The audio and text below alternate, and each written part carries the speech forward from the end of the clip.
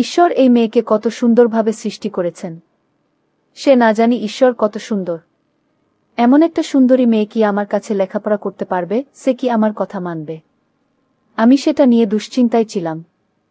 যাই হোক, স্যারের মেয়ে জুয়েনা শিমুলের দিকে তাকালো। শিমুল কিছুটা অবাক হল, কিন্তু সে জুয়েনাকে বলতে লাগল, তুমি কি পড়তে বসবে? জুয়েনা কোনো উত্তর দিল না, বরং একটু সময় নিয়ে দাঁড়িয়ে রইল, যেন শিমুলের কাছে কিছু বলতে চায়। অবশেষে জুয়েনা বলল, স্যার, আপনি জানেন আমি আসলে লেখাপড়া করতে চাই না, তবে বাবার কথা রক্ষার্থে পড়ি কি। শিমুল কিছুটা অবাক হয়ে বলল, কিন্তু তুমি তো অনেক বুদ্ধিমান, কেন পড়াশোনা নিয়ে এমন অবহেলা? জুয়েনা তার চোখে একটা গভীর কষ্ট নিয়ে বলল, আসলে আমার জীবনে অনেক দুঃখ কষ্ট আছে। আমি তখন মনে মনে ভাবতে থাকলাম, এই মেয়েরও আবার দুঃখ কষ্ট আছে। সে বলল, আমার জীবনটাই অনেক জটিল। আমি জানি পড়াশোনা ছাড়া ভবিষ্যৎ খুব কঠিন হবে, কিন্তু মাঝে মাঝে মনে হয় এসব কিছুই আমার জন্য না গে। শিমুল তার কথায় কিছুটা বিরক্তি অনুভব করল, কিন্তু তারপরও শিমুল বলল, জুয়েনা, তুমি যদি একটু মন দিয়ে পড়ো, আমি তোমাকে অনেক সাহায্য করতে পারব। দেখো, তোমার বাবা আমাকে বিশ্বাস করে তোমাকে লেখাপড়া করানোর জন্য দায়িত্ব দিয়েছে। এখন তুমি যদি সঠিকভাবে লেখাপড়া না করো, তাহলে তোমার বাবা আমার প্রতি রাগ হবেন। তাই যেহেতু তোমাকে লেখাপড়া করানোর দায়িত্ব আমাকে দিয়েছে, তাই আমি তোমাকে লেখাপড়া করাতে চাই। জুয়েনা শিমুলের দিকে তাকালো আর বলল, স্যার, আপনি জানেন, এর আগে আরও 4-5 জন শিক্ষক আমাকে বাড়িতে পড়াতে আসত, কিন্তু সবাই আমাকে লেখাপড়া করাতে ব্যর্থ হয়েছে। তাই আপনিও আমাকে লেখাপড়া করাতে পারবেন না, কারণ আমি তো বলেছি লেখাপড়া আমার জন্য না। আমার লেখাপড়া করতে ভালো লাগে না। তাই কিছুদিন যখন আপনিও আমাকে লেখাপড়া করাতে ব্যর্থ হবেন, তখন আপনি এমনি এমনি বাড়ি থেকে পালাবেন। তাই বলছিলাম আপনি আগে থেকেই চলে গেলে ভালো হয়। কিন্তু শিমুল বলল, না, 4-5 জন শিক্ষক তোমাকে লেখাপড়া করাতে ব্যর্থ হয়েছে, কিন্তু আমি ব্যর্থ হব না আশা করি। আমি যদি তোমাকে ঠিকমতো লেখাপড়া করাই, তাহলে অবশ্যই তুমি ভালো কিছু করতে পারবে। তারপর সে বলল, ঠিক আছে স্যার, আমি চেষ্টা করব লেখাপড়া করার জন্য। এরপর দিন স্যার বলল, শিমুল, আমাকে দেশের বাইরে যেতে হবে, একটা বোর্ড মিটিং আছে। যদি আমি সেই মিটিংয়ে উপস্থিত না থাকি, তাহলে আমার টাকা পয়সা লস হয়ে যাবে। তাই দেশের বাহিরে কিছুদিন থাকব। তাই ভাবছি আমার মেয়ে জুয়েনাকে তোমার মায়ের কাছে রেখে যাব। স্যারের কথা শুনে আমি স্তব্ধ হয়ে গেলাম, কারণ আমার বাড়িতে স্যারের মেয়ে থাকবে সেটা আমার কাছে বিরক্তিকর মনে হচ্ছিল। কিন্তু স্যারের কথা ভেবে আমি স্যারকে বললাম, আচ্ছা ঠিক আছে স্যার, আপনি দেশের বাহিরে যান, আমি জুয়েনাকে আমাদের বাড়িতে নিয়ে যাচ্ছি, সে মায়ের সাথে থাকবে। তারপর স্যার তার নিজের মেয়েকে বলল, তুই ওদের বাড়ি গিয়ে কোনোরকম দুষ্টুমি করবি না, তাদের কথামতো চলাফেরা করবি, সময়মতো খাবি, আর সময়মতো ঘুমাবি। তোর স্যার যদি তোর বিষয়ে কোনো কমপ্লেন করে তাহলে কিন্তু ভালো হবে না। তাই বলে দিচ্ছি, ভালোভাবে লেখাপড়া করবি, আর স্যারের কথা শুনবি। তারপর শিমুল জুয়েনাকে নিয়ে বাড়িতে চলে আসলো। শিমুল অবশেষে একটু স্বস্তি পেল। তার মনে হচ্ছিল যতটা সম্ভব সে এই শিক্ষণমূলক সম্পর্কটিকে পেশাদারভাবে ধরে রাখবে, যাতে জুয়েনা পড়াশোনায় মনোযোগী হতে পারে। কিন্তু সেই রাতে যখন শিমুলের মাকে বলতে শুনেছিল, আজ আমি হয়তো বাড়ি ফিরতে পারবো না, তোর খালা অসুস্থ, আমি চলে যাচ্ছি, ফ্রিজে রান্না করা আছে, খাবার গরম করে খেয়ে নিস, তার মন কিছুটা অস্বস্তিতে পড়েছিল। মা কোথায় যাচ্ছে? কেন এই কথা বলছে? এসব কিছু শিমুলের মাথায় ঘুরছিল।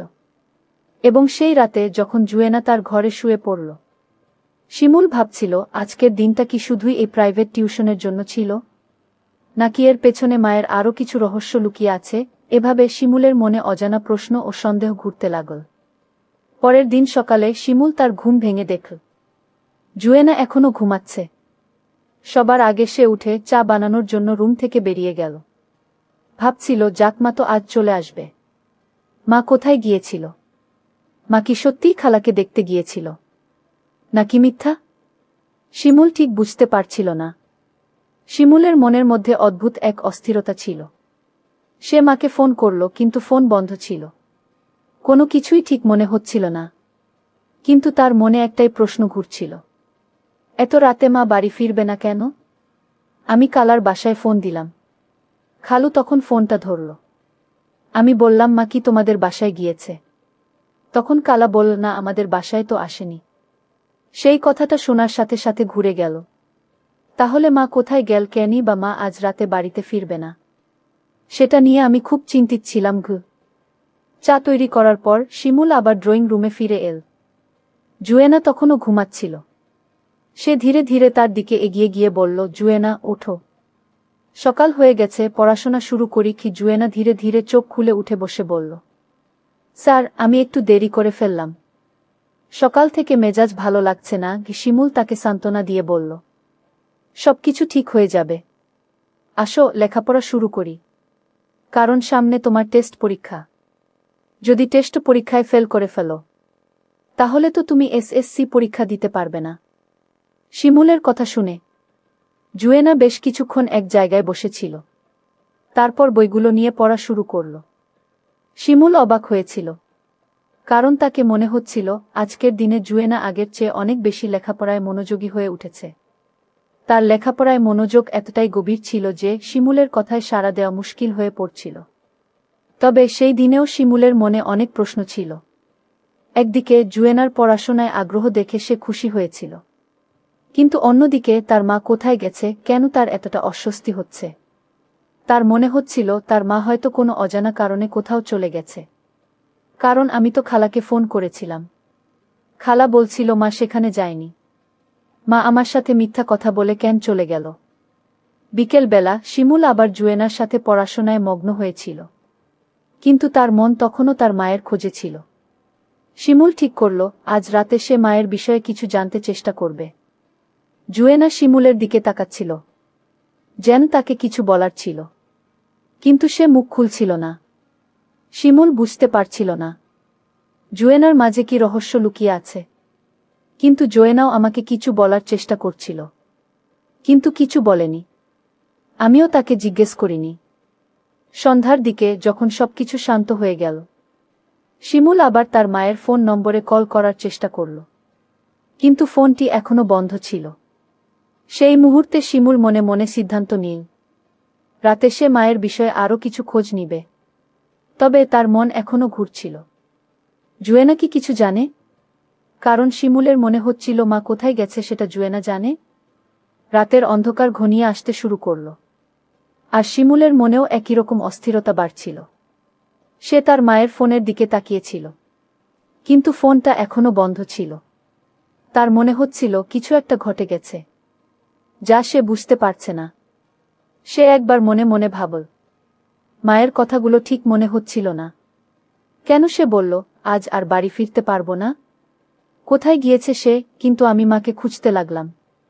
শিমুল তার সমস্ত আত্মীয় স্বজনের বাসায় তার মাকে খুঁজে দেখছিল, কিন্তু কোথাও তার মাকে খুঁজে পাওয়া যাচ্ছিল না। শিমুল চিন্তা করল সন্ধ্যার আগে আমাকে বাড়ি ফিরতে হবে, কারণ জুয়েনা বাড়িতে একা। তাই সে সমস্ত আত্মীয় স্বজনের বাড়িতে খোঁজার পর যখন তার মাকে খুঁজে পেল না, তখন মন খারাপ করে নিজের বাড়ি চলে এলো। শিমুল অস্থির হল না। সে জানত অস্থির হয়ে গেলে কোনো সমস্যার সমাধান পাবে না। সেই মুহূর্তে শিমুলের হঠাৎ করে মনে পড়ল, তার মা যখন বাড়ি থেকে বের হচ্ছিল, তখন জুয়েনা তার দিকে কিভাবে তাকিয়েছিল, যেন তার চোখে কিছু ছিল যা শিমুলকে ভাবতে বাধ্য করেছিল। জুয়েনার কথাও কিছুটা অদ্ভুত ছিল। সে এত মনোযোগ দিয়ে পড়াশোনা করছিল, কিন্তু মাঝে মাঝে শিমুলকে লক্ষ্য করছিল। শিমুল ভাবতে শুরু করল, এই মেয়ে কি কিছু লুকাচ্ছে? তবে সে এখনো নিশ্চিত ছিল না। তাই সে সিদ্ধান্ত নিল কিছু সময় ধরে তার মায়ের খবর নেয়ার চেষ্টা করবে। সেই রাতের অন্ধকারে শিমুল উঠে দাঁড়িয়ে জুয়েনাকে বলল, তুমি একটু বিশ্রাম নাও, আমি কয়েকটা গুরুত্বপূর্ণ ফোন করতে যাচ্ছি। জুয়েনা কোনো প্রশ্ন না করেই মাথা ঝুঁকিয়ে পড়াশোনায় মন দিল। শিমুল বাইরে এসে মায়ের বন্ধুদের ফোন করতে শুরু করল, কিন্তু কোনো সাড়া পেল না। ফোনগুলি একে একে রিং করতে করতে বন্ধ হয়ে গেল। শিমুল মনে মনে চিন্তা করছিল কোথায় গেছে মা, কেন তার সবার ফোন বন্ধ। তখনই শিমুল তার স্যারের সঙ্গে যোগাযোগ করার সিদ্ধান্ত নিল। স্যারকে ফোন করতে করতে সে ভাবছিল, স্যার কি কিছু জানেন? হয়তো তার কাছে কিছু তথ্য থাকতে পারে। কি অবশেষে স্যার ফোন ধরলেন। হ্যালো শিমুল, কি খবর? স্যারের গম্ভীর কণ্ঠে প্রশ্ন শুনে শিমুল বলল, স্যার আমি একটু চিন্তিত। মা আজ কিছু অদ্ভুত কথা বলছিল, আর সে রাতে বাড়ি থেকে বের হয়ে গেল। এখন তার ফোনও বন্ধ। আমি জানি না কি হয়েছে। আপনি কি কিছু জানেন? স্যার কিছু সময় নীরব ছিলেন, তারপর বলেন, শিমুল আমি জানি না তোমার মা কোথায়, তবে তোমার স্যারের কাছে কিছু তথ্য আছে। আমি শীঘ্রই তোমার কাছে আসছি, সবকিছু পরিষ্কার হবে। কি? শিমুল অবাক হয়ে যায়। স্যারের কণ্ঠে কিছু একটা ছিল যা তাকে আরও সন্দেহ করে তুলে। তার মনে প্রশ্ন ঘুরতে থাকে, স্যার কেন এমন কথা বলছে? তিনি কি কিছু জানেন? এদিকে ঘরের মধ্যে জুয়েনা কিছুটা অস্বস্তি বোধ করতে লাগল। সে চুপচাপ পড়াশোনায় মন দিলেও তার চোখে এক ধরনের অদ্ভুত চিন্তা ছিল। শিমুল ভাবতে লাগল, এটা কি জুয়েনার চোখে চাপা কোনো রহস্য? কেন সে এত চুপচাপ, এত রহস্যময়? শিমুল বুঝতে পারছিল না, কিন্তু সে জানত কিছু একটা ঘটছে, কিছু একটা রহস্য লুকিয়ে আছে, আর তার জীবনে এই রহস্যের পরিসমাপ্তি খুব শীঘ্রই আসবে। আজকের গল্পটি এখানেই শেষ করলাম। যদি গল্পটি ভালো লাগে তাহলে চ্যানেলটি অবশ্যই সাবস্ক্রাইব করে পাশে থাকবেন। ধন্যবাদ।